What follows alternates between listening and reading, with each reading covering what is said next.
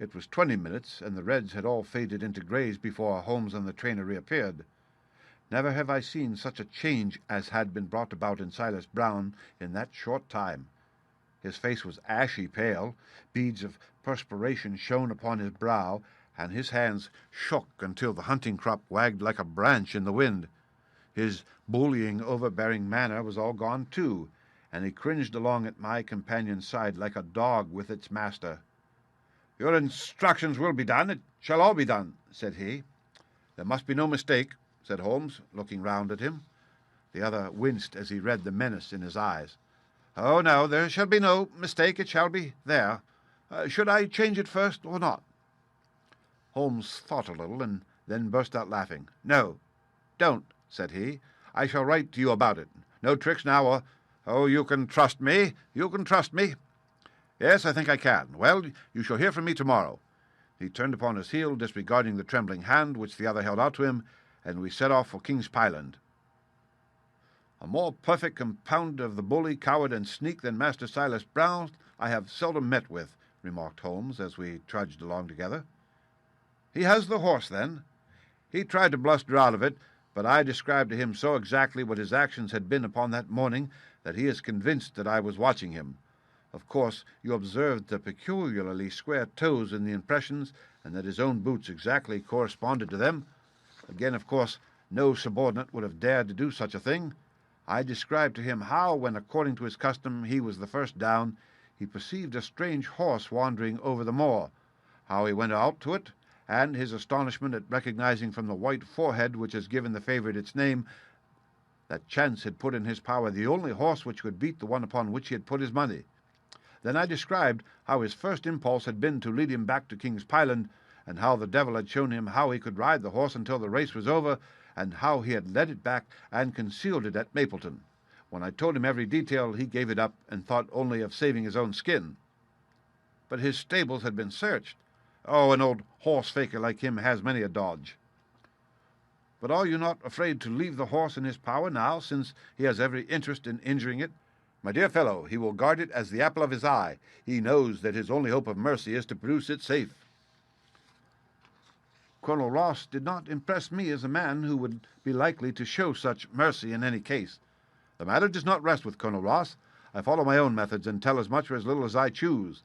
That is the advantage of being unofficial. I don't know whether you observed it, Watson, but the Colonel's manner has been just a trifle cavalier to me. I am inclined now to have a little amusement at his expense. Say nothing to him about the horse." "Certainly not, without your permission." "And of course this is all quite a minor point compared to the question of who killed John Straker." "And you will devote yourself to that?" "On the contrary, we both go back to London by the night train." I was thunderstruck by my friend's words.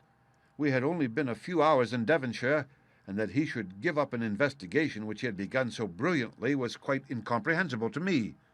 Not a word more could I draw from him until we were back at the trainer's house. The colonel and the inspector were awaiting us in the parlour. "My friend and I returned to town by the night express," said Holmes. "We have had a charming little breath of your beautiful Dartmoor air."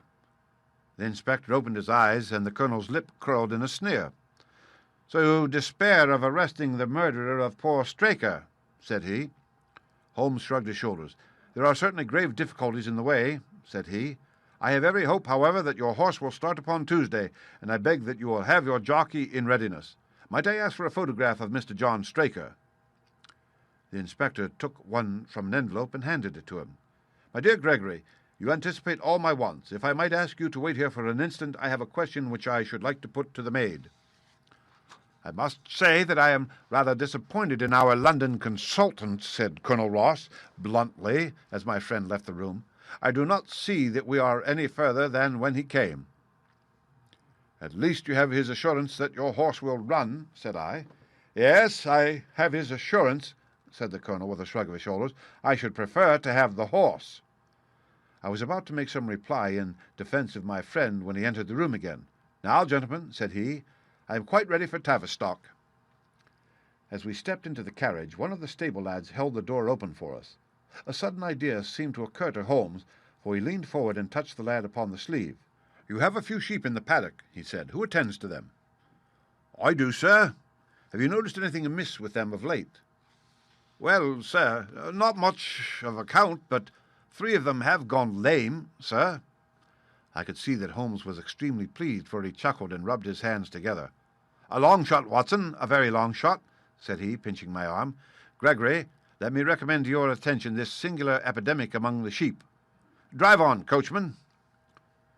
Colonel Ross still wore an expression which showed the poor opinion which he had formed of my companion's ability, but I saw by the inspector's face that his intention had been keenly aroused. "You consider that to be important?" he asked. "Exceedingly so. Is there any point to which you would wish to draw my attention?" "To the curious incident of the dog in the night time." "The dog did nothing in the night time. That was the curious incident," remarked Sherlock Holmes. 4 days later, Holmes and I were again in the train, bound for Winchester to see the race for the Wessex Cup. Colonel Ross met us by appointment outside the station, and we drove in his drag to the course beyond the town. His face was grave, and his manner was cold in the extreme. "I have seen nothing of my horse," said he. "I suppose that you would know him when you saw him?" asked Holmes. The colonel was very angry. "I have been on the turf for 20 years, and never was asked such a question as that before," said he. "A child would know Silver Blaze, with his white forehead and his mottled off foreleg." "How is the betting?" "Well, that is the curious part of it. You could have got 15 to 1 yesterday, but the price has become shorter and shorter until you can hardly get 3 to 1 now." Said Holmes. "Somebody knows something, that is clear." As the drag drew up in the enclosure near the grandstand, I glanced at the card to see the entries. Wessex plate, 50 sovereigns each, with 1,000 sovereigns added for 4 and 5-year-olds. Second, £300. Third, £200. New course, 1 mile and 5 furlongs. Mr. Heath Newton's The Negro. Red cap, cinnamon jacket. Colonel Wardlaw's Pugilist, pink cap, blue and black jacket. Lord Backwater's Desborough, yellow cap and sleeves. Colonel Ross's Silver Blaze, black cap, red jacket. Duke of Balmoral's Iris, yellow and black stripes. Lord Singleford's Rasper, purple cap, black sleeves. "We scratched our other one and put all our hopes on your word," said the colonel.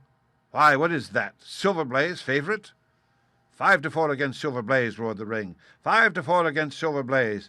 5 to 15 against Desborough. 5 to 4 on the field. "There are the numbers up," I cried. "They are all 6 there." "All 6 there? Then my horse is running," cried the colonel in great agitation. "But I don't see him. My colours have not passed." "Only 5 have passed. This must be he." As I spoke, a powerful bay horse swept out from the weighing enclosure and cantered past us, bearing on its back the well-known black and red of the colonel. "That's not my horse," cried the owner. "That beast has not a white hair upon its body. What is this that you have done, Mr. Holmes?" "Well, well, let us see how he gets on," said my friend imperturbably. For a few minutes he gazed through my field-glass. "Capital! Ah, excellent start!" he cried suddenly. "There they are, coming round the curve." From our drag we had a superb view as they came up the straight. The 6 horses were so close together that a carpet could have covered them, but halfway up the yellow of the Mapleton stable showed to the front. Before they reached us, however, Desborough's bolt was shot, and the colonel's horse, coming away with a rush, passed the post a good 6 lengths before its rival, the Duke of Balmoral's Iris, making a bad third. "It's my race, anyhow," gasped the colonel, passing his hand over his eyes. "I confess that I can make neither head nor tail of it. Don't you think that you have kept up your mystery long enough, Mr. Holmes?" "Certainly, Colonel. You shall know everything. Let us all go round and have a look at the horse together. Here he is," he continued, as we made our way into the weighing enclosure, where only owners and their friends find admittance. "You have only to wash his face and his legs in spirits of wine, and you will find that he is the same old Silver Blaze as ever." "You take my breath away. I found him in the hands of a faker, and took the liberty of running him just as he was sent over." "My dear sir, you have done wonders. The horse looks very fit and well. It never went better in its life. I owe you 1,000 apologies for having doubted your ability. You have done me a great service by recovering my horse. You would do me a greater still if you could lay your hands on the murderer of John Straker." "I have done so," said Holmes quietly. The colonel and I stared at him in amazement. "You have got him? Where is he, then?" "He is here." "Here? Where?" "In my company at the present moment." The colonel flushed angrily. "I quite recognize that I am under obligations to you, Mr. Holmes," said he, "but I must regard what you have just said as either a very bad joke or an insult." Sherlock Holmes laughed. "I assure you that I have not associated you with the crime, Colonel," said he. "The real murderer is standing immediately behind you." He stepped past and laid his hand upon the glossy neck of the thoroughbred. "The horse?" cried both the colonel and myself. "Yes, the horse, and it may lessen his guilt if I say that it was done in self-defense, and that John Straker was a man who was entirely unworthy of your confidence.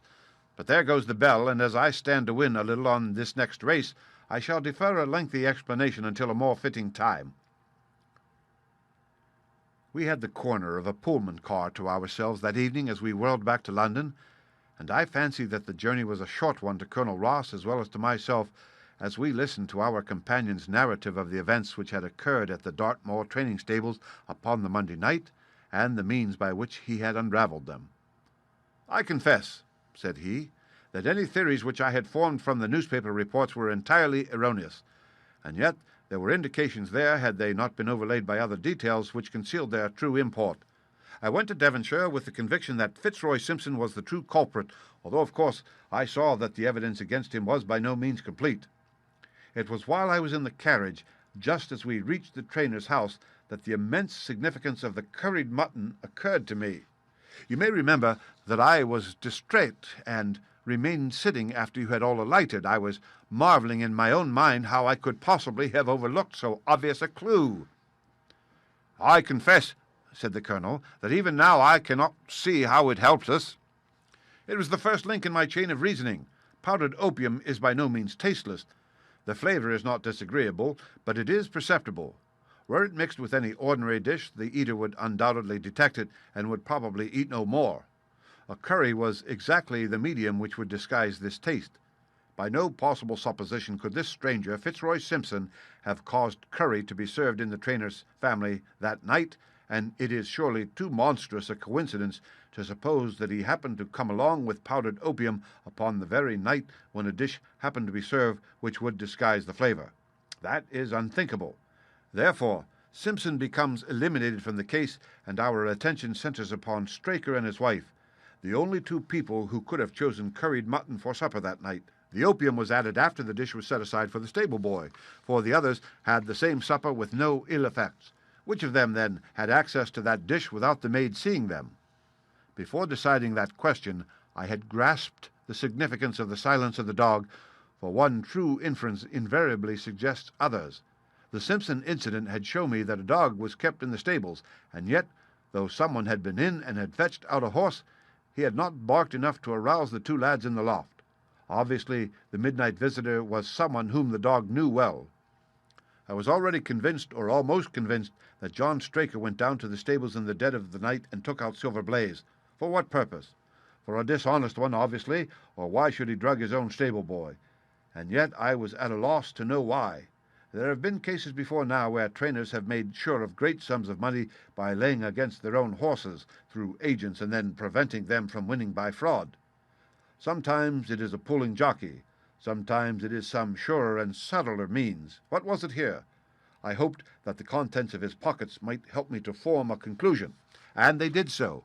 You cannot have forgotten the singular knife which was found in the dead man's hand, a knife which certainly no sane man would choose for a weapon. It was, as Dr. Watson told us, a form of knife which is used for the most delicate operations known in surgery, and it was to be used for a delicate operation that night. You must know, with your wide experience of turf matters, Colonel Ross, that it is possible to make a slight nick upon the tendons of a horse's ham, and to do it subcutaneously so as to leave absolutely no trace. A horse so treated would develop a slight lameness, which would be put down to a strain in exercise or a touch of rheumatism, but never to foul play. "Villain! Scoundrel!" cried the colonel. "We have here the explanation of why John Straker wished to take the horse out onto the moor. So spirited a creature could have certainly roused the soundest of sleepers when it felt the prick of the knife. It was absolutely necessary to do it in the open air." "I've been so blind!" cried the colonel. "Of course that was why he needed the candle and struck the match." "Undoubtedly. But in examining his belongings I was fortunate enough to discover not only the method of the crime, but even its motives. As a man of the world, Colonel, you know that men do not carry other people's bills about in their pockets. We have most of us quite enough to do to settle our own. I at once concluded that Straker was leading a double life and keeping a second establishment. The nature of the bill showed that there was a lady in this case, and one who had expensive tastes. Liberal as you are with your servants, one can hardly expect that they can buy 20-guinea walking dresses for their ladies. I questioned Mrs. Straker as to the dress without her knowing it, and having satisfied myself that it had never reached her, I made a note of the milliner's address, and felt that by calling there with Straker's photograph I could easily dispose of the mythical Derbyshire. From that time on all was plain. Straker had led out the horse to a hollow where his light would be invisible. Simpson, in his flight, had dropped his cravat, and Straker had picked it up with some idea, perhaps, that he might use it in securing the horse's leg. Once in the hollow, he had got behind the horse and had struck a light, but the creature, frighted at the sudden glare, and with the strange instinct of animals feeling that some mischief was intended, had lashed out, and the steel shoe had struck Straker full on the forehead. He had already, in spite of the rain, taken off his overcoat in order to do this delicate task, and so, as he fell, his knife gashed his thigh. Do I make it clear? "Wonderful!" cried the Colonel. "Wonderful! You might have been there." My final shot was, I confess, a very long one. It struck me that so astute a man as Straker would not undertake this delicate tender-nicking without a little practice. What could he practice on? My eyes fell upon the sheep, and I asked a question which, rather to my surprise, showed that my surmise was correct. When I returned to London, I called upon the milliner, who had recognized Straker as an excellent customer of the name of Derbyshire, who had a very dashing wife, with a strong partiality for expensive dresses. I have no doubt that this woman had plunged him over head and ears in debt, and so led him into this miserable plot. "You have explained all but one thing," cried the Colonel. "Where was the horse?" "Ah, it bolted, and was cared for by one of your neighbours. We must have an amnesty in that direction, I think. This is Clapham Junction, if I am not mistaken, and we shall be in Victoria in less than 10 minutes. If you care to smoke a cigar in our rooms, Colonel, I shall be happy to give you any other details which might interest you."